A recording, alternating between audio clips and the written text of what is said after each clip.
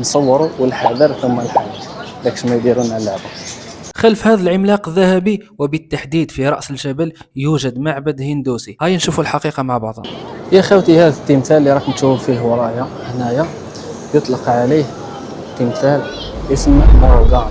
وهذا اي تمثال اللي تلقاوه بالشكل كما هذا يسمى تمثال موروغان. بصح الحاجة اللي تلفت الانتباه بالنسبة لهذا بالضبط انه هذا اكبر تمثال موروغان موجود في العالم، وهذا يعاد العمارة من 14 طابق.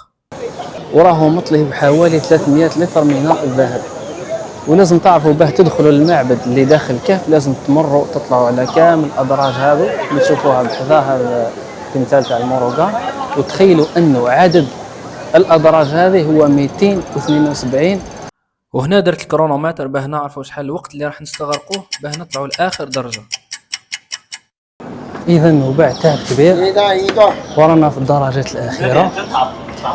هام درجه، واو. واخيرا بعد 4 دقائق قدرت نوصل 272 درجه. كليفست، how are you? yes. How are you? It's very hot. Yeah. Look at me. Yes, it's very hot. How is it inside? It's really nice from above. It's like Yes. you can see above. And there is more stairs. I'm very shocked. No, only just there and then it's okay. Yes. هاو المعبد.